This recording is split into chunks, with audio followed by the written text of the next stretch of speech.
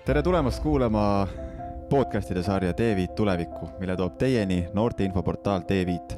Saadetes jagame noortele olulist ja vajalikku infot iga noore jaoks lihtsasti kättesaadaval viisil. Kui soovid meie tegemistega rohkem kursis olla, siis viska pilk peale meie kodulehele t5.ee või külasta meid Facebookis ja Instagramis. Tänase saate teemaks on suhted. Meil on siin külas kaks toredat inimest. Meil on külas Kadri Sakala, kes on siis koolitaja ja terapeut, pakkudes nii individuaalset nõustamist kui ka baariteraapiat. Ja meil on siin külas üks noor tore inimene Hedvig Madisson, kes on siis õppinud kunstiteraapiat ja on kogemusnõustaja. Vabal ajal tegeleb Eesti noorte vaimse tervise liikumise ürituste korraldamisega. Täna tuleb meil juttu siis suhtest iseendaga, enesearmastusest, eneseaustusest, räägime paarisuhetest, kuidas suhteid luua, kuidas need püsiksid ja räägime hea suhte alustaladest ja suhte purustajatest. Ja lõpus tuleb meil siis ka selline väike paneel, kus siis tulevad kiired küsimused noorte poolt. Aga lähekski esimese teema juurde, suhe iseendaga. Et Kadri, millest me räägime üldse, kui me räägime enesearmastusest? Nii et tere ka minu poolt.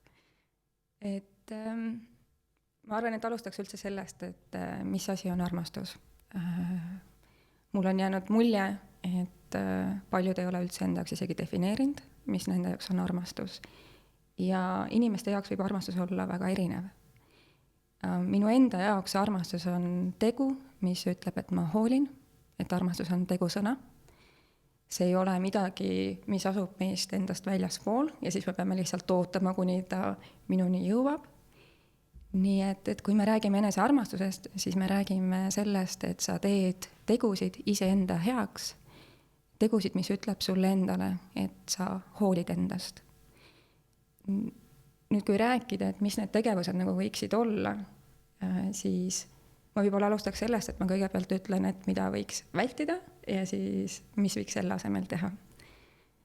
Mulle tundub, et number 1 asi, mida inimesed nagu alahindavad, on uni.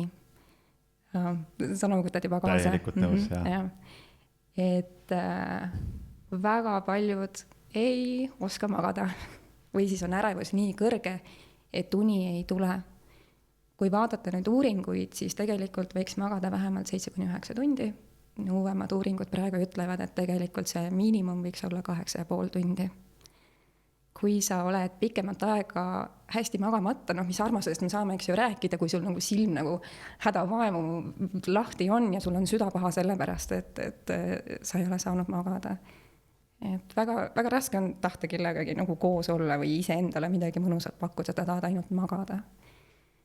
Ja mis me ka uuringutest teame, on see, et paljudel saab see une kvaliteet juba häiritud lapsepõlve eas. Kuidas üldse on, kuidas on noortel unega? Oskad sa rääkida sellest, et kui me teame, et täiskasvanud ei maga, aga kuidas on noorte puhul? Tahtsingi sinna jõuda, et tegelikult ongi kehvasti. Et paljudel saab see, kuidas ma ütlen siis, et lapsevanemad, mitte et lapsevanemad oleksid hoolimatud või halvad, aga paljud lapsevanemad ei tea, et lapse vaimse tervise jaoks, inimese vaimse tervise jaoks on kõige parem, kui sa lähed samal ajal magama iga päev ja samal ajal ärkad iga päev. Et see on kõige kehvem vaimse tervise jaoks, kui sa lähed iga päev magama erineval kellaajal. Mis ei tähenda, et vahel sul võib ikka loomulikult ju olla, ma ei tea, kord kuus, kord nädalas, et sa lähed tšüt hiljem, aga mida väiksem on laps, seda rohkem peaks järgima, et sama kellaaeg magama, sama kellaaeg üles. Kui tegu on väga väikeste lastega, et näiteks kuni 8-9 aastased lapsed, nemad võiksid magama tegelikult minna 6 ja 8 vahel. Väga paljud vanemad panevad alles kell 10 magama.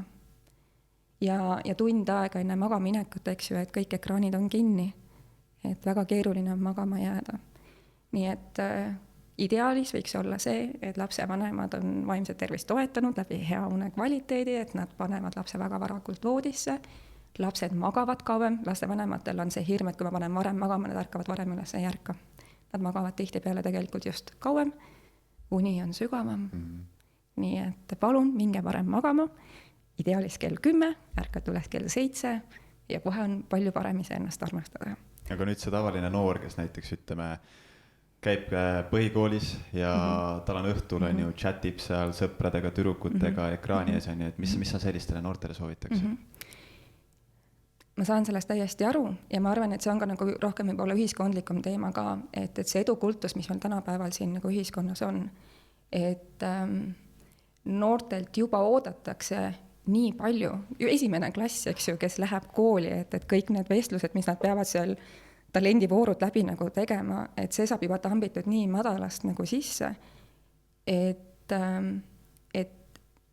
ja see ei ole nagu öelda, et ei tohiks ka nagu ju anda ma parima, kui sa midagi ette võtad, aga tuleks hoida mõlemat.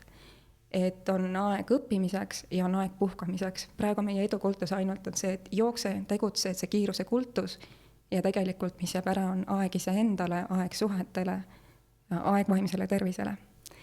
Nii et kui nüüd minna veel natukene edasi, et mis on veel need tegevused, mida võiks teha ja mida vältida, et väga oluline on see ebastabiilne keskkond. Et ebastabiilne keskkond teeb väga keeruliseks siis ennast armastada, nii et kui sa oled suhtes inimesega, kes on ebastabiilne, plahvatab, ei pea kokkulepetest kinni, või sa oled pereliige, kes võib olla vägivaldne. Kui sa näiteks käid tööl, sa ei tea, mis sind järgmine päev ees ootab, sa ei tea, kas sul on üldse järgmine päev töö, sa ei tea, millal sa raha saad, ebastabiilne eluviis, ärkad üles, toitud, teed tööd täpselt siis, millal juhtub, et kehal on vaja rutiini. Nii et ideaalis võiks olla see, et ärkad samal ajal üles, toidukorrad on samal ajal, sa lähed samal ajal magama ja sul on enda jaoks see oma aeg, et su keha suudab nagu ette valmistada. Siis... Aga nüüd ütleme just see noor inimene siis, et mis võiks olla see praktilised sammud ühele noorele inimesele, kes nagu tunneb, et tal on puudu enesehinnangust, enesearmastusest, kuidas ta saaks nüüd hakata juba homme ja sellel uuel kooliaastal, juba homme, juba järgmisest päevast, eks ju, kohe siin ja praegu viima samme nii-öelda ellu, et ennast paremini armastada ja austada ja... Siin ongi, et mis ma nagu mõtlesin, et ma räägiks nendele, et see uni, see, et sa jälgid, et su keskkond on stabiilne, sul on see rutiin, see, et sa liigud iga päev miinimum 30 minutit jalutamine, eks ju, see vähendab näiteks ärevust. See, et sa, ma ei tea, võtad aega, et sügavalt sisse välja hingata. Et kui nagu praegu ka, eks ju, me praegu siin kõik tulime kokku, kõikidel on võib-olla natukene ärevus, eks ju, kõrgele, et mis siin saama hakkab. YouTube'is, mis nad kõik meist, eks ju, siin mõtlevad, millest me räägime, kas ma meeldin sulle, et kui me hingame sügavalt sisse välja, siis see lõdvestab lihaseid, aju saab hapnikku, pinged lähevad alla, meil on eesti keeles hästi tore ütlus ka ju see, et hinge tõmbama. Kui me oleme kiirustanud, et ootama tõmban hinge, et mis sa tegelikult ütled, on see, et sa tõmbad hinge tagasi kehasse. Kõik need asjad on tegelikult ju väärtused. Kas sa väärtustad vaimset tervist või mitte, kas sa väärtustad iseennast või mitte. Et mina ütleks, et mis sa võiksid teha, on, et võta paberi ja pliiats ja pane kirja, mis on sinu väärtused. Mis on see, mida sa tahad, mis on see, mida sa oluliseks pead. Ja kui sul on see paigas, siis sa saad hakata mõtlema, et mis on need tegevused, mida sa iga päev võiksid teha, et neid lihaseid nii-öelda treenida. Et kui Kalle, Malle või Juuli tuleb ja ütleb sulle, et kuule, jube hea pidu, davai, lähme, aga sina tead, et sul on homme kontrolltöö, sa tead, et sul on homme trenn, mis on väga oluline näiteks või võistlus, sa tead, et sul on homme oma partneriga kohtingu õhtu, et siis sa suudad sellele Kallele ütelda, et kuule, aitäh kutsumas, ma lähen täna magama. Teeks seda mingi teine päev, et see ei mahu praegu minu plaanidesse. Ma vaatan, kas on äkki veel midagi, mis ma panin siia kirja. Ja kindlasti näiteks, et ebatervislik eluviis. Kas sa jood alkoholi, ma ei tea, 3 korda nädalas, paned narkotsi, eks ju, sööd seda, mis ette juhtub, et siin meie ees on ka, ei toetada meie praegu sellist väga füüsilist tervist, et suhkrut palju on meie sees, et mitte, et see suhkur halb oleks, aga kui ta nii palju on ja siin ei ole tasakaalustuseks pandud, vesi on võib-olla, aga näiteks juurvilju või puuvilju. Et kui sul on selline ebatervislik eluviis, vähene liikuvus, napp uni, et mis enesearmastusest me saame rääkida. Nii et on mingi selline kindel kavand nii-öelda, mida võiks nagu jälgida. loodusega kontakt vaimse tervise mõttes väga-väga oluline. Kui sa oled kivide vahel kogu aeg, kui sa arvuti taga istud, sotsiaalmeedias olemine, et me saame praegu meeletutes kogustes uuringuid, mis ütlevad, et mida rohkem sa sotsiaalmeedias oled, seda kehvem on su vaimne tervis. Kunagi varem ei ole noored teinud rohkem enesetappe kui praegu ja sellel on otsene seos nutitelefonidega. Käia rohkem looduses, vähem veeta aega nutitelefoniga. Jah, et iga päev võiks olla mingi aeg, kus sul on telefon välja lülitatud. Sest et jah, sa suhtled küll, aga kõige rohkem me vajame sellist suhtlust, see on seotud ka ajuga, et kui ma olen endale kallite inimeste lähedal, ajakad tootma rohkem oksüdotsiini. Oksüdotsiin on selline mõnus hormoon, see on selline armastuse molekul, mida rohkem meie kehas ta toodab, seda rohkem me saame lõdvestuda, ta lülitab välja meie ohudetektori, tekitab sellise mõnusa tunde. Et siit ei tule sul seda oksüdotsiini. See võtab energiat, see ei anna energiat. Et pigem saage rohkem kokku ja ma ei väida, et need arvud on halb või telefon on halb. Nendel on oma koht ja me peame oskama seda reguleerida. Et siin ei ole see üks või teine, üks ja teine ja lihtsalt need kogused. Tasakaal leida. Jah, nii et nagu see siin võib olla väga hea, kui sa sööd näiteks ära võib-olla 1, 2, 3. Aga kui on 15. mitte 15, jah. Nii see on tšüt-tšüt, kehvasti. Tahaks Hedvigule ka sõna anda, et Hedvig, mis sinu jaoks on enesearmastus? Kuidas sina seda enda elus nii-öelda siis kultiveerid?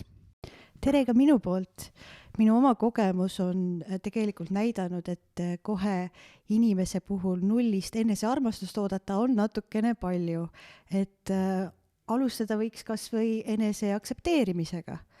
Minu enda puhul on näiteks aidanud selline asi nagu kehakreemi kasutamine, oma keha parem tundma õppimine, siis aeglane liigutamine, võimalikult aeglane liigutamine, just see, et sa tunned, kuidas su keha liigub. Näiteks jooga või tai chi või? Kas jooga, aga samamoodi jalutamine, lihtsalt nagu see paar minutit iseendale võtmine, vaikuses olemine, enda kuulamine ja siis lihtsalt mõtlemine, et see on sinu keha, mis sind liigutab, millega sa laulad, millega sa mõtled, mis sind aitab igati ja mis on ju alati sinu poolt ja üritab sind elus hoida alati.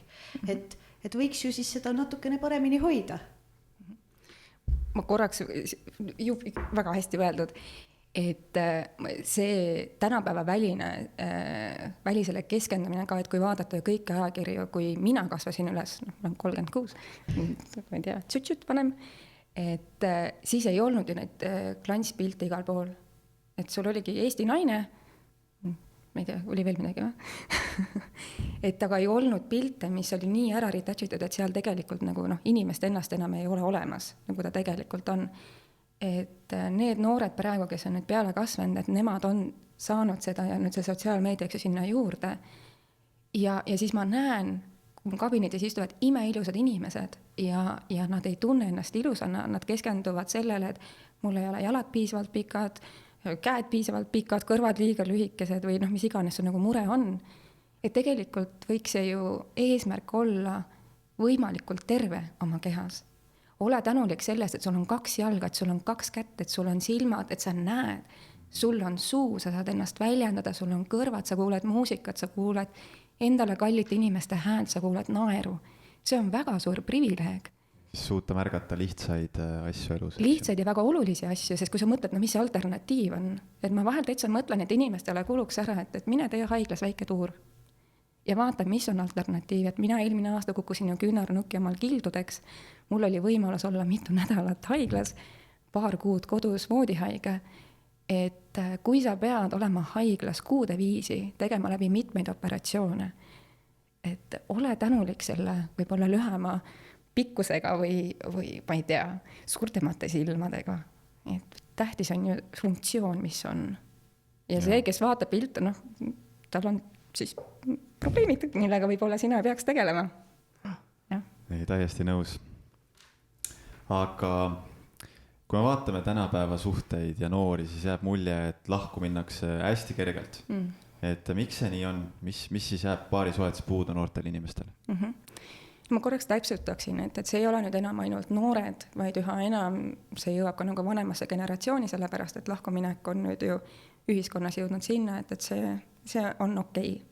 ja ma olen täiesti nõus, et kui suhe on destruktiivne, vägivaldne, tõesti ma arvan, et võib-olla ei peaks selles suhtes olema, küll aga on tendents praegu märgata ühiskonnas, et suhetest loobutakse liiga ruttu. Nüüd suhteid on viimased 40 aastat väga intensiivselt uuritud ja on leitud, et kõik küsimused, mis suhtes üles kerkivad, on usalduse ja reedetuse teemal. Et kui suhtes midagi juhtub, siis aitab juba läbi minna sellest usaldus. Et kas ma saan sind usaldada, kas sa oled minu jaoks olemas, kas sa valid mind oma ema ja sõprade asemel, kas, ma ei tea, mis seal võiks olla küsimus, kas sa oled kindlasti näiteks mulle seksuaalselt truu, et need on need hästi olulised küsimused.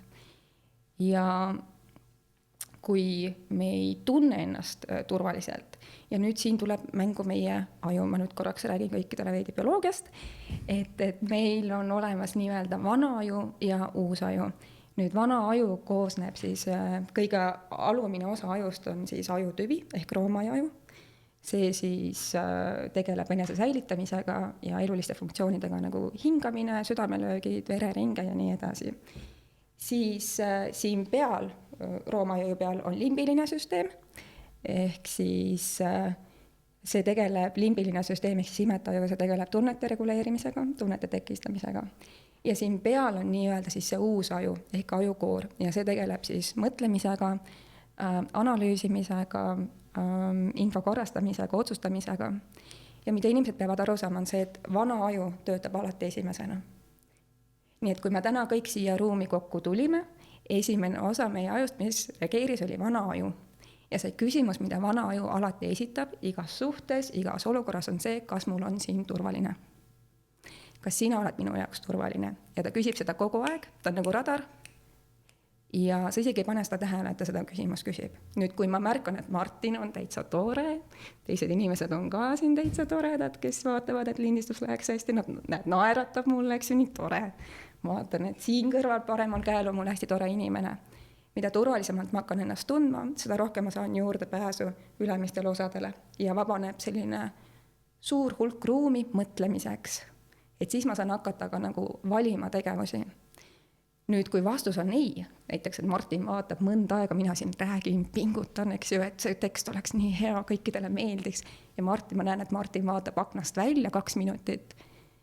Tõenäoliselt ma ei tunne ennast turvaliselt.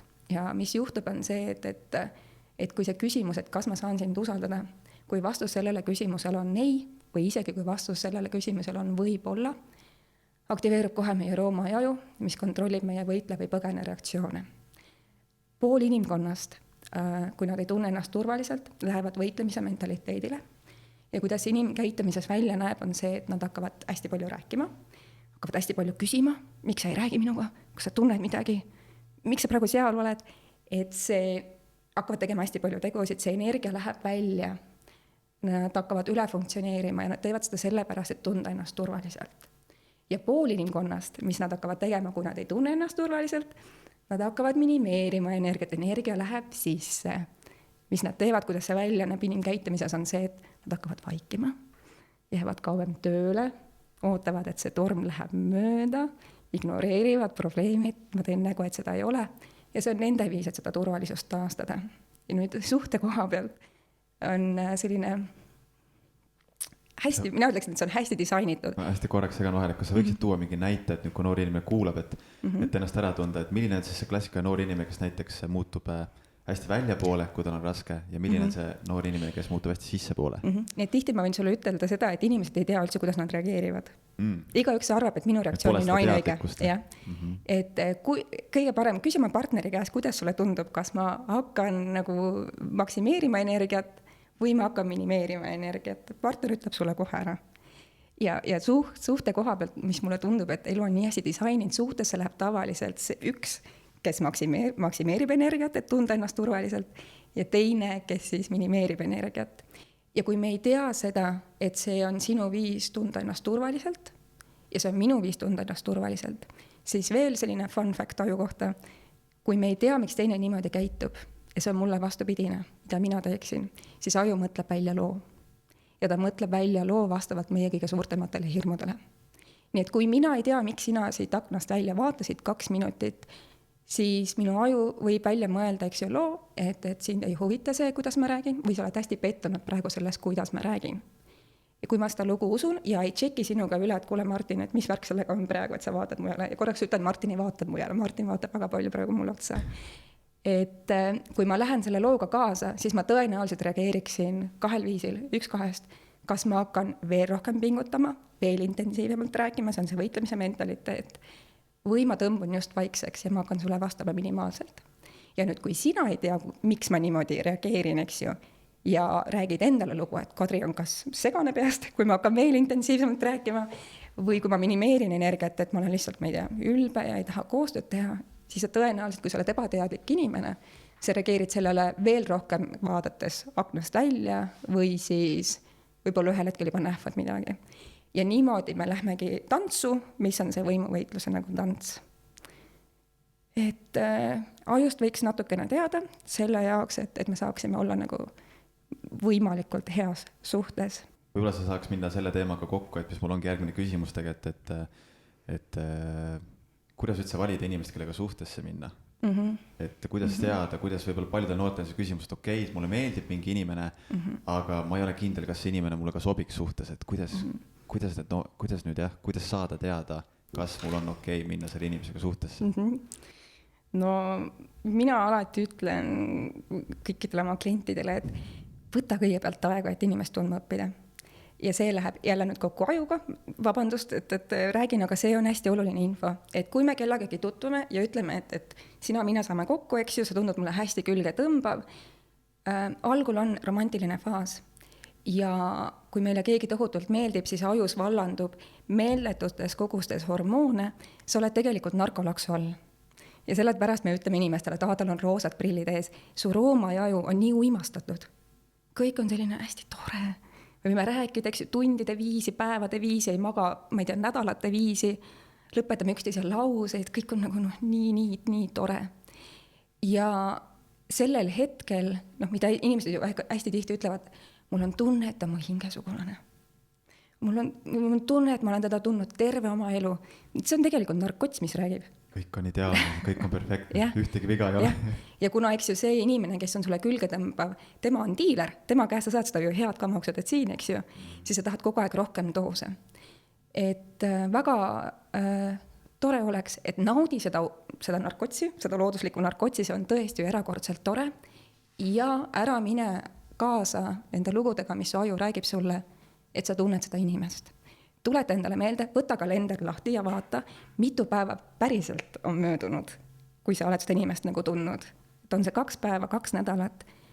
Et 3 kuud võiks olla selline minu arvates miinimumaeg, mis sa võtad selle jaoks, et inimest tundma õppida, enne kui sa üldse otsustad minna nagu suhtesse. Ja mida siis selle 3 kuu jooksul teha, millele tähelepanu pöörata. Et kõigepealt ma tahaks kohe ütelda, ja see eriti kehtib, mulle tundub nagu naiste kohta, et see, et keegi sind ihaldab, ei tähenda, et ta sind väärtustab. Ihaldamine ja väärtustamine on 2 väga erinevat asja. Ja kuidas teada, et inimene sind väärtustab, vaata, kuidas ta sind pikema aja vältel kohtleb. Kui inimene ainult sind ihaldab, siis ta tõenäoliselt nädal aega on super hea sinuga. Ja kui ta saab kätte selle, mis ta tahab, teda enam ei huvita, sest tema sa ei saagi kätte. Kui inimene sind väärtustab, siis see on ju pikaajaline. Et mulle tundub, et paljud ajavad seda nagu sassi, et mis on ihaldamine, mis on väärtustamine, ja see tuleb ainult ajaga välja. Siis kindlasti füüsiline kokkupuude versus sotsiaalmeedia, kuna nii paljud suhted on ju läinud sotsiaalkanalitesse. Mina väidan seda, et igaüks suudab sõnu kokku liimida ja lappida. Vaata, kuidas ta on sinuga füüsiliselt, kuidas ta sinuga käitub. Kui sa räägid talle midagi isiklikku, kas ta siin samal ajal, eks ju, nopib oma telefoni või ta vaatab sulle otsa. Kui sa räägid, mida sa näiteks vajad või tunned, kas ta üritab sind lohutada, kas ta üritab sinu jaoks toeks olla.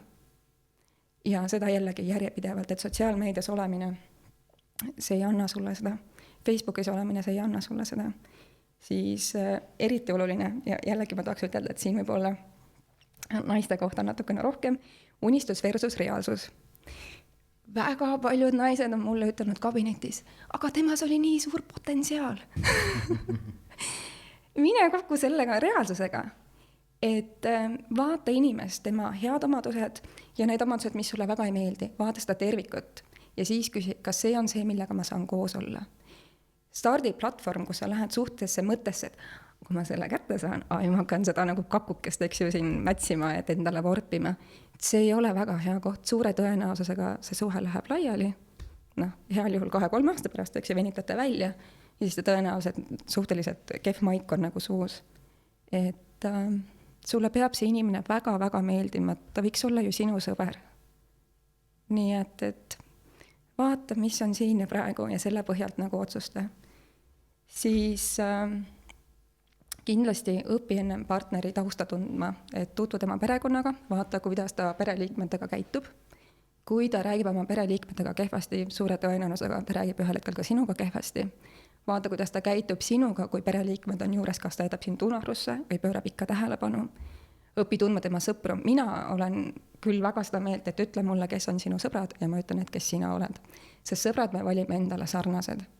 Kui sa näed, et tema sõbrad klatšivad taga, kui sa näed, et tema sõbrad panevad kogu aeg ainult pidu, ei pea kokkulepetest kinni, ei ole vastutustundlikud, siis suure tõenäosusega su partner on ühel hetkel samasugune, tuleb see välja lihtsalt sütsut hiljem.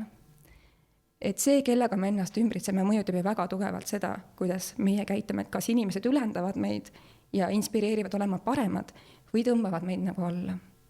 Ja kindlasti veel üks aspekt võiks olla, et uuri inimese töökohta. Vaata, kas ta vahetab iga aasta töökohta. Noor võib-olla ei käi veel. No need, kes on, need, kes on näiteks koolis, et vaata ka, et kuidas ta suhtub kooli, kuidas ta suhtub kodutöödesse, kas ta võtab vastutust või ta lihtsalt käibki ringi kogu aeg, et nii raske on. Ja täitsa nõus, meil ongi hetki, mis on rasked, aga mis sa siis peale hakkad, kas sa küsid abi, kas sa pöördud kuhugi? Ja täiesti nõus, ma ju tean seda tänu oma tööle väga hästi. Nii kurkusega ei ole, meil on väga palju perekondi siin riigis, kus inimesed ei oska lastest hoolt kanda. Et nendele noortele tahaks küll ütelda, et on kohti, kus ikkagi on võimalik abi leida. Et räägige õpetajaga, leidke see üks tore inimene endale üles ja sul on tegelikult, meil on kõigil vaja ainult ühte inimest. Tore, kui need on mitu, aga kui sa saad ainult ühe inimese, et siis sellest piisab, et sealt välja nagu tulla. Nii et vaata kedagi, kes hoolib. Jaa, täiesti nõus sinu mõtetega. Ja. Hedvig, mis sa arvad? Kuidas valida omale partnerit, kes oleks ka tegelikult õige? Mina võib-olla ütlen midagi natukene teissugust, et teismeeas koolis olles ei olegi vaja tegelikult endale partnerit väga valida. Et just selle tänu sotsiaalmeediale ja ma ütleks, et ka enne seda on palju olnud sellist võrdlemist. Mina näiteks teismelisena käisin väljas poistega, mitte sellepärast, et nad oleks mulle väga meeldinud, et ma tahtsin neid mingil määral. Ausalt, see oli lihtsalt sellepärast, et teistel oli ja mina tahtsin ka. Ma tahtsin, kuidas ma sain siis nagu nendest halvem olla kuidagi. Ja ma sain sealt oma esimesed vead suhetes ja esimesed haavad ka. Ja ma väga tegelikult soovin, et ma oleksin võtnud selle aja, et rohkem iseennast tundma õppida, ise õppida, teadma seda, mida ma üldse suhetelt ootan, mida ma vajan ja võib-olla siis natukene hiljem, kui mul on ka selleks rohkem lihtsalt füüsiliselt aega, et koolinoortel, eks ole, on ju kool, on hobid, on sõbrad, on peale koolitegevused ja siis see, et sa saaksid oma une ka kätte. Ja siis on meil vanaemad ja vanaisad, kes tahavad suhelda. Sünnipäevad ja mida kõik veel, et seal leida seda aega, et esiteks sa tunned ennast, sa tunned oma kehas iseendaga ennast hästi ja nüüd, et sa usaldad mingit inimest ka, et sa lased teist endale ligi ja see on ausalt öeldes, see on meeletu vaev nii noorelt. Et mina ütleks jah, et enne kui nagu hakata väga muret tundma selle üle, et milline see partner on õige või keda täpselt nende inimeste reast valida endale, võiks mõelda selle peale, kas mul on seda tegelikult praegu vaja, kas praegu on õige aeg minu jaoks? Nii kummaline, ka see ei ole täiskasvanud inimeste puhul üks väga suur aspekt. Ja selle tõttu ma arvan, et ka noored, et ära vali endale partnerit välise pärast. väga paljud inimesed valivad endale partneri välimuse pärast, rahakoti sisu pärast, ametialase edukuse pärast. Välimus ei ole voorus. Ilu ei ole voorus. See on lotovõit geenidega, kas sul läheb hästi või mitte. Sa tahad endale partnerit sellepärast, et ta on vooruslik. Voorused nagu ausus, julgus, lahkus, vastutustundlikkus, siirus, heldemeelsus, pehmus. Need on voorused. Ja mind alati nagu hämmastab see, et kui 2 inimest kokku saavad, see on ju ainulaadne kordumatute inimeste kohtumine. Ja seal võiks olla see, et me hakkame kasvatama midagi väga erilist, me keskendume sellele pinnasele, et ükskõik, mis me siia paneme nagu kasvama, see läheb õitsema. Nüüd suur osa inimesi lähevad kokku objektiga. Et need on inimesed, kui nad lähevad lahku, siis järgmine päev nad teevad vabalt Tinderisse konto. Et täpselt nii väärtuslik oligi see suhe, kes ei ole huvitatud selle pinnase nagu hoolitsemise eest, vaid nende jaoks on oluline just, et need lilled oleksid kõik seal säravad ja vahel saaks neid lilli korjata ja teistele näidata, et vaadake, kui tore on.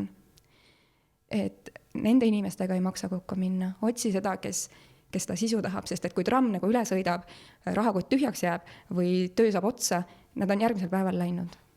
Eks pigem ikka leida enda kõrvale inimene või siis kui noorad on teitida inimesega, kellega sul on ikka mingi hingeline side ka. Otsi väärtuseid, mida see inimene endas kannab, et ta on vooruslik. Ja. Aga kui nüüd ollakse juba suhtes, kuidas seda suhet hoida? Palju asju. Võib-olla alustaks sellest, et mis on meestele siin ruumis ja kaamera taga seal, et väga oluline info. See on müüt, et naised on suhtehoidjad. Uuringutest me teame, et mehed on tegelikult need, kes vastutavad suhte kvaliteedi eest ja suhte tuleviku eest. See on seotud jällegi ajukeemiaga ja sellest me saame ka rääkida. Aga jah, see jutt tegelikult, et naised on Veenuselt ja mehed on Marsilt, see on jura. Seda ei peaks uskuma, mis tegelikult, me nüüd täna teame tänu sellele, et me saame lihtsalt nii palju uuringuid ajude kohta, et need on tegelikult soorollid, mis on ühiskonna poolt määratud ja meie soorollid ei toeta häid suhteid. Siiamaani ma näen, et lastele varajasest peale juba poistele, et ma ükskord nägin, et isa mängis oma pojaga, ma arvan, et ta võis olla mingi 5-aastane palli ja isa ütles pojale, sa viskad nagu tüdruk. Ja kindlasti, et ma arvan, iga naine on kindlasti kuulnud kas isa oma ema käest või kuulnud oma sõbrannade käest, et nende ema talle ütlenud, et mehed on sead. Väga varasest peale hakatakse juba õpetama sellist vastandamist selle asemel, et tegelikult tulla kokku ja mõtiskleda, et mida mina saan naisena teha, et meestel oleks hea ja teie mehed saaksite mõelda, et mida teie saate teha, et naistel oleks hea. Et me kas võidame koos või me kaotame koos, siin ei ole muud varianti. Ja siis, kui nüüd mõelda, et mida nagu teha, et jälle nüüd... Mis konkreetselt jälle praktilised näited, eks ju, et kuidas? Ma ei saa praktilisi näite anda ilma, et ma räägin natukene tausta. Et mehed, kui me jälle võtame uuringud, et mehed tahavad suhtes rohkem seksi, nad tahavad vähem konflikte ja nad tahavad seda, et naine imetleks neid. Aga mehed ei tea seda tihtipeale, et nad saavad seda siis, kui naine tunneb ennast turvaliselt. Et see tähendab seda, et sa kohtled naist lugupidavalt, räägid temaga viisakalt, pead kokkulepetest kinni, ei tõsta häält, ei ütle talle inetuid nimesid. Ja nüüd rääkida, et miks nagu mehed pigem on suuremad määrajad ära, et kuidas suhted toimivad. Et psühholoogilises vallas ainus erinevus meeste ja naiste vahel on agressiivsus. Et mehed vihastavad ja muutavad ähvardamamaks kiiresti, see aitab ka seletada, eks ju, miks on vägivaldsust, füüsilist vägivaldsust ja vaimset vägivaldsust pigem näha meeste poolt. Ja naistel on rohkem oksütotsiini retseptoreid, teil on ka, ja oksütotsiin valandub kõige rohkem siis, kui me oleme just nagu orgasmi saanud või kui me oleme füüsiliselt, nagu ma enne ütlesin, inimeste lähedal. Meil on lihtsalt tšut-tšut rohkem kui teil. Ja sellepärast naised on hästi tundlikud mehe hääletooni suhtes, mehe sõidustiili suhtes, kuidas mehe oma keha hoiab. Et see ei ole see, et me võtame teie kallal. Meil ongi aju niimoodi seadistatud, et naised kardavad rohkem. Nüüd teil on rohkem asopressiini ja selle tõttu teil on kalduvus olla rohkem agressiivse. Aga see jällegi, et see ei ole halb hormoon, sellepärast, et see aitab teil ka vahetusel olla kaitsev meie suhtes. et miks meestel on palju lihtsam minna kohe kuhugi vahele samal ajal, kui naised teevad. Ja kui mehed ei õpi oma tundeid reguleerima, et kui sa vihastad, kui sa lähed närvi, kui sa ärritud, et sa ei tõsta häält, sa ei lähe inetuks või siis sa ei tõmbu täiesti ära, kus väga paljud mehed ju lähevad nagu ruumist välja või lähevad hästi jäiseks, et sa ei ole turvaline. Ja naistel on ju turvalisus ja iha käivad käsi käes. Naised erutavad siis, kui mees on turvaline. Kõige ebaerutavam mees naise jaoks on mees, kes käitub temaga ebaviisakalt. Sa ei taha temaga minna voodisse. Nii et need mehed, kes siis tahate rohkem seksi, olge turvalised. Ja kui rääkida nüüd nagu oskustest, et mida siis nagu suhtes teha, et kõigepealt, et sa pead olema valmis kasvama. Sa ei saa suhet hoida, kui sa ei ole järjepidevalt valmis inimesena kasvama. Et kui konflikt juhtub ja igas suhtes juhtub konflikt, ükskõik kellega sa oled, konflikt on muutus, mis püüab aset leida. Nii et kui meil on omavahel konflikt sellepärast, et ma jäin hiljaks, võib-olla mul on vaja õppida, kuidas olla õigel ajal kohal, ennast rohkem distsiplineerima. Võib-olla mul on vaja õppida vabandust paluma, et vastutustundlikkust kasvatada. Ma ei tea, kui meil on konflikt ja sa ütled mulle inetult, võib-olla sul on vaja õppida, kuidas rääkida viisakalt, kuidas olla pehme, kuidas rääkida enda tunnetest, et ma olen kurb. Väga oluline, mis aitab suhteid hoida, on see, et sul oleks hea tunnete ja vajaduste sõnavara. Väga paljudel inimestel, nad isegi ei tea, mis on tunded. Meeste jaoks tunne on nagu see okei tunne. Kui sa ei tea oma tundeid, siis sa ei saa võtta vastutust enda eest. Siis sa muutud tõenäoliselt vastikuks, hakkad tõstma häält. Kuidas mees saab arendada endas seda tundlikkust, et märgata endas neid tundeid ja osata neid näha? No kui sa märkad, et sul on paha olla, siis võta endal aeg ja proovi aru saada, mis tunne see on, mis on halb. Et see on halb tunne, see ei ütle mitte midagi. Mis on see tunne, mis on halb? Kas sa tunned ennast ebaturvaliselt minuga? Kas sa tunned abitust? Kas sa tunned süütunnet? Kas sa tunned üksindust? Kas sa tunned hüljatust, reedetust? Et see, mida sa tunned, ütleb sulle seda, mis vajadus on sul rahuldamata. Ja me oleme ju elus täpselt nii õnnelikud või õnnetud, kui rahuldatud või mitte rahuldatud on meie vajadused. Väga paljud inimesed kannavad endas mõtteviisi, väga paljud, tihtipeale ma näen oma kabinetis, et mulle öeldakse, aga kui sa mind armastad, siis sa ju peaksid teadma, mida ma vajan. Siis sa peaksid ju teadma, mida ma tunnen. Et see on sama hea, kui ma ütleksin sulle, et kuule, mine poodi ja mõtle välja, mida ma täna süüa tahan.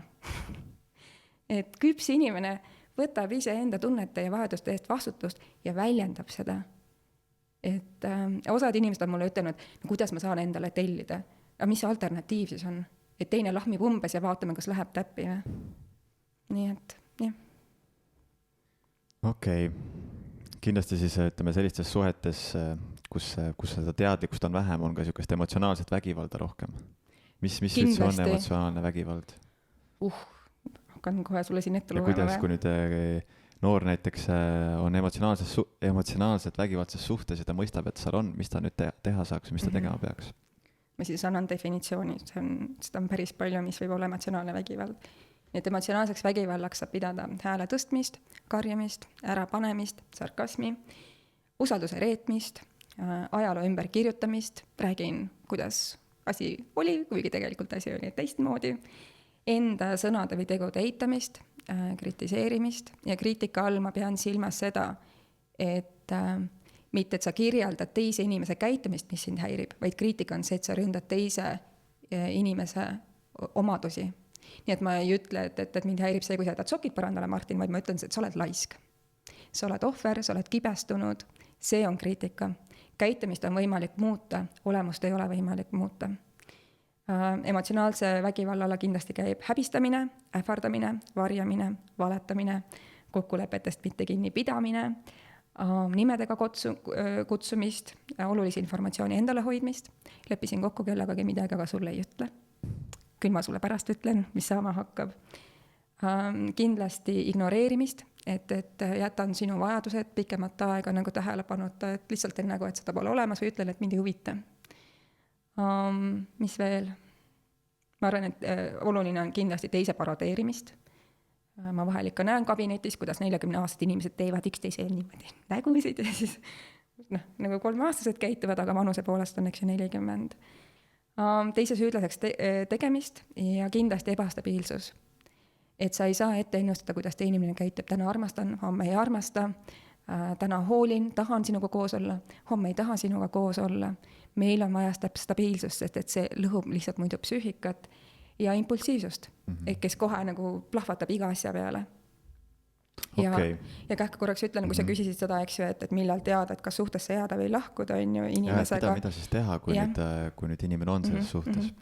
Nii et kui sa märkad, et sa oled suhtes kellegagi ja ikkagi ma ütleks, et ma arvan, et me kõik oleme aeg-ajalt emotsionaalselt vägivaldsed. Nüüd on küsimus, kas emotsionaalne vägivaldsus, kas on nagu selline näpistus või see on selline kirvega andmine. Et kui ma ei tea, kord kuus kogemata ei suuda mingist lubadusest kinni pidada ja ütleme, et see ei ole mingi suur asi, vaid ma ei tea, kogemata jäin hiljaks, ei osanud paremini planeerida, see on midagi, millega me saame hakkama. Kui ma ei tea, ma olen hästi pihta saanud ja siis nähvan sulle, et eks ma ei tea, ise tead kõige paremini. Ma arvan, et see on midagi, millega me saame hakkama. Nüüd, kui seda juhtub hästi tihti ja see on väga intensiivne, et selline karjumine, korduvalt lubadustest mitte kinni pidamine, teise sõimamine inetute sõnadega, seal on väga raske suhet luua. Et kui tegu on nagu sellise nii intensiivse tugeva vägivallaga, et et siis kindlasti tasuks, ma arvan, otsida abi, sest sellest vägivaldsest suhtest on väga raske välja tulla. Kuna see ebastabiilsus on nii suur, siis tõenäoliselt kirg on ka väga suur. Kirg toitub sellest ja sellepärast need ka inimesed, sul tekib see traumaatiline kiindumussuhe, miks on inimestel hästi raske välja saada. Ja kus ühiskond teeb selle asja hullemaks, kus öeldakse, et miks sa sealt ära ei tulnud? Sa ei saanud, sul ei olnud enam ressurssi, sest see vägivald ega kunagi niimoodi pihta, et me saame sinuga täna kokku ja siis 5 minuti pärast ütled mulle, et Kadri, kuule, sa oled tropp. Algul on see, et sa vabandad, võib-olla nutad, lubad enam ei juhtu, nädala pärast sa vabandad, aga enam ei nuta.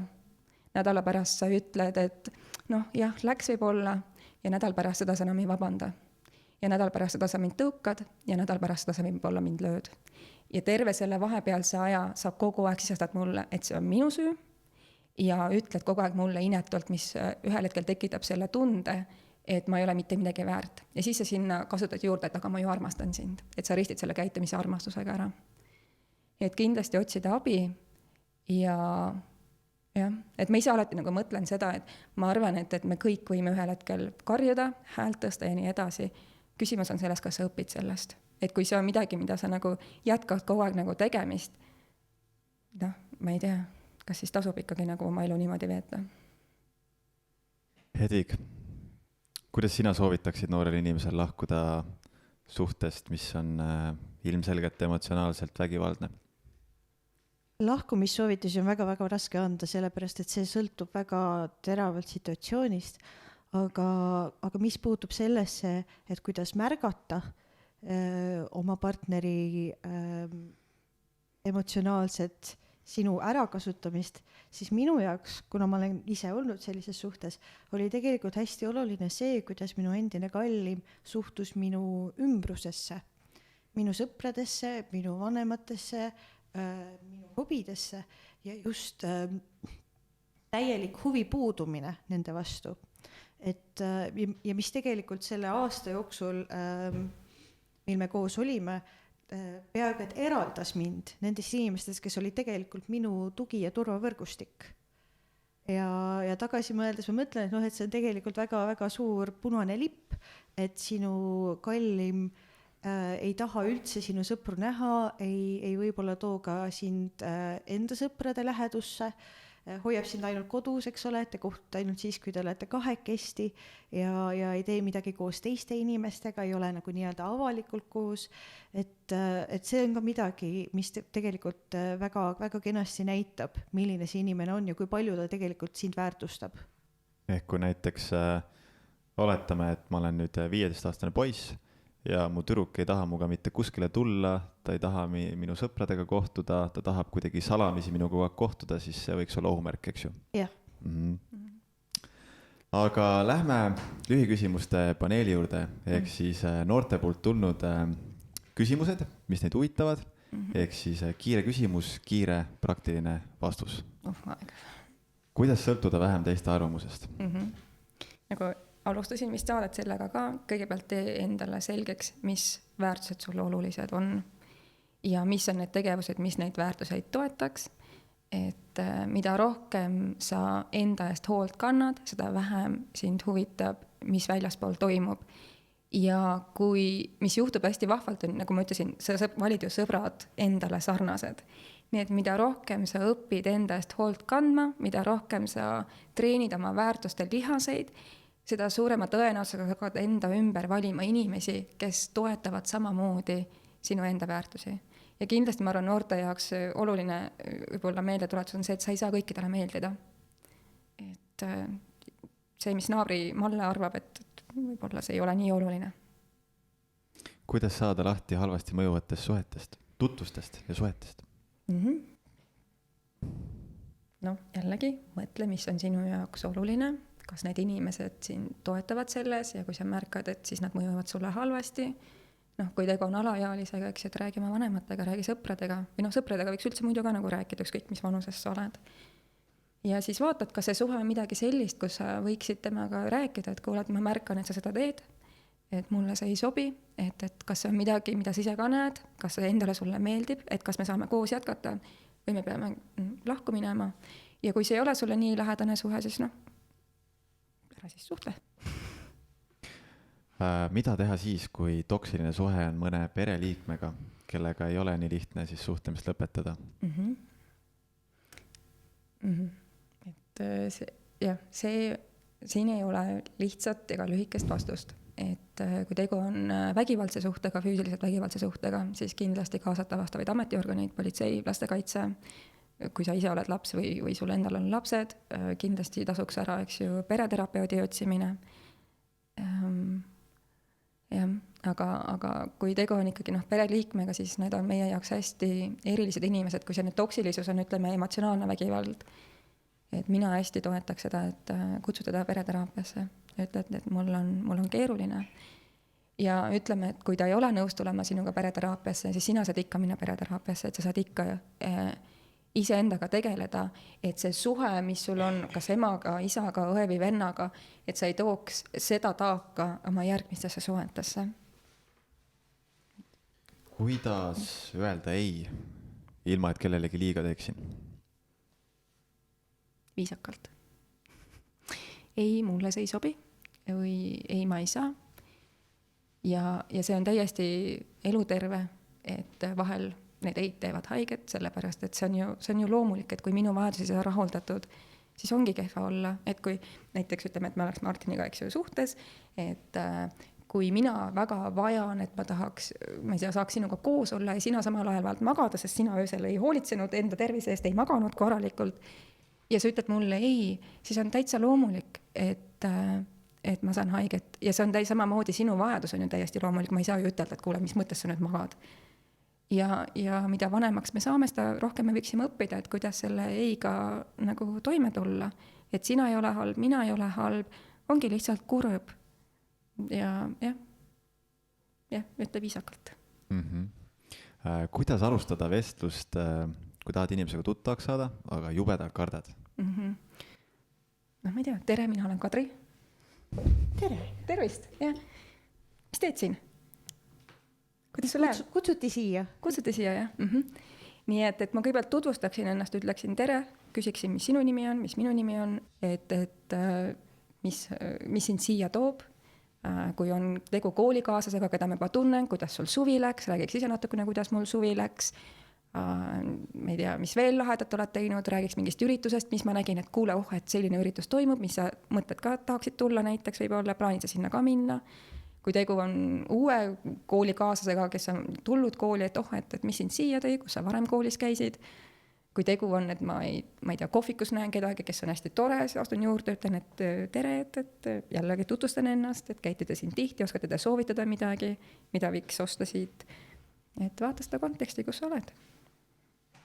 Kuidas leida tasakaalu suhete, kooli ja iseenda vahel? Et siin on teeks matemaatikat. Et kui 8 tundi läheb uneks, ja kooliks ja tööks umbes läheb ka 8 tundi või 9 tundi, kui panna sinna edasi-tagasi nagu tulemine, siis järgi jääb 7 tundi. Nüüd võtta iseenda jaoks võib olla näiteks tund või 2, järgi on 5 tundi või 4 tundi, noh, siis suhetele ja hobidele ja ka 2 ja 2. Aga kodutööd? Jah, noh, siis tulekski vaadata, et sinu hobid ja sinu kooli kodutöö võiksid mõlemad nagu olemas olla, et mis ma täna näen, mis nagu ma ütlesin, et see läheb kokku selle edukultusega, et noortel on 3, 4, 5 erinevat trenni. No see ei ole mõistlik, et see on väga tore, kui sind huvitab 100 asja ja sa pead ju vaatama, et sul on ka kodutööde jaoks aega, et need on ju olulised tegevused ja sa pead vaatama, et sul on ka une jaoks aega, et see ei ole jätkusuutlik ja selles ongi see probleem, et kui need teismelised ennast viivad miinimumini keskkoolis juba, põhikoolis, me näeme neid tagajärgi ülikoolis. Et depressioon ei pruugi tulla sellel ajal veel välja, see suure tõenäosusega võib tulla hiljem välja. Kuidas leida suhtes, ükskõik millises suhtes siis aega iseendale? Leia endale partner, kes väärtustab vaimset tervist. Ja vaimse tervise üks osa on ju see, et mul on alati iga päev, ma ei tea, 30 minutit enda aega näiteks. Et otsi endale partner, kellega sul klapivad väärtused. Väärtuskonflikti on väga keeruline suhtes lahendada. Täielikult nõus, kuulda. Kui inimene, kes ei tunne ennast suhtes turvaliselt, otsib abi, siis kelle poole ta peaks abi saamiseks pöörduma?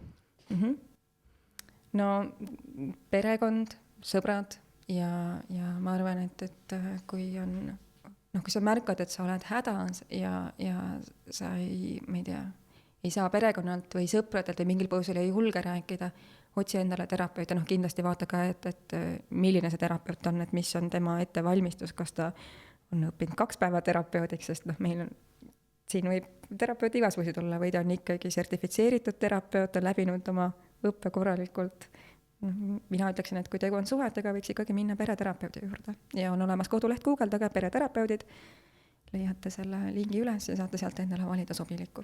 Koolides on olemas ka koolipsühholoogid, sotsiaaltöötajad ja kuigi see võib tunduda nagu selline nõme ja vastik, eks ole, koolis kuidagi teiste juuresolekul või nende poole pöörduda, siis tegelikult ei tohiks seda üldse häbeneda. Need inimesed on seal ainult selleks, et teile toeks olla. Et kõikidel on mingid probleemid. Kitsalt mõned meist võib-olla on saanud kodust paremad oskused kaasa, kuidas probleemidega hakkama saada. Ja mõndadel meist on natukene keerulisem. Ja samas ma tahaks jällegi julgustada, et mida keerulisem on taust ja mida rohkem uudishimu sul on, seda rikkam sa oled. Et kõik need väljakutsed tegelikult ju õpetavad sind. Et jah. Viimane siuke kiire küsimus teile mõlemale, et mis on üks kõige olulisem asi, mida soovitaksite noorele inimesele? Seoses millega? Seoses suhetega.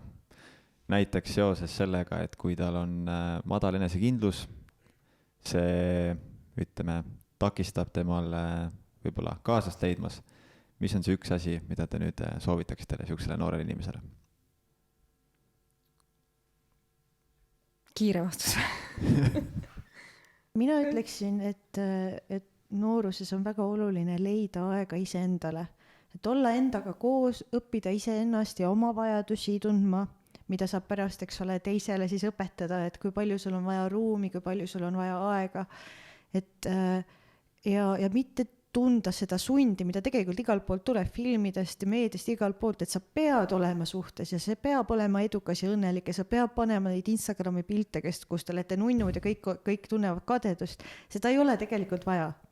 Et kui suhet alustada, siis võiks seda alustada ikkagi sellepärast, et sa tahad selles suhtes olla, mitte mingite muude pealiskaudsete põhjuste tõttu. Et lihtsalt, jah, olge iseendaga. Ma ei tea, kordamine on tarkus ema, eks ju, ikkagi läheks tagasi, et okei, sa oled ebakindel. Meil kõigil on ju mingid ebakindlused. Igaüks meist tunneb, et ma olen luuser mingites asjades. Et mõtle, mis on sinu väärtused. Minu enda jaoks üks hästi oluline, ma arvan, et kõige olulisem väärtus minu jaoks ongi julgus, sest ilma julguseta sa ei saa mitte ühtegi teist väärtust praktiseerida järjepidevalt. Et ma lööks risti ette, pole palvetaks, ütleks, et tulge appi ja siis ma ikkagi läheks ja tutvustaks ennast, et mis mul kaotada on. Halvimal juhul elu jätkub nii nagu siiamaani, et me ei suhtle. parimal juhul sellest võib tulla mingi väga tore suhtlus. Ja siis ma saan vaadata, et kas see suhtlus on midagi, mida ma tahan, et oleks midagi enamat. Et mõtle välja, et mis on sinu väärtused. Ole julge, ole viisakas, ole lahke. Just, olge julged. Aga siinkohal me tänaseks lõpetame, et aitäh sulle, Kadri, aitäh sulle, Hedvig, nende toredate harivate mõtete eest ja aitäh ka sulle, kallis noor, kes sa meid kuulasid, et me loodame, et sa said siit endale vajalikku ja juhiseid, kuidas siis paremini suhete maailmas hakkama saada.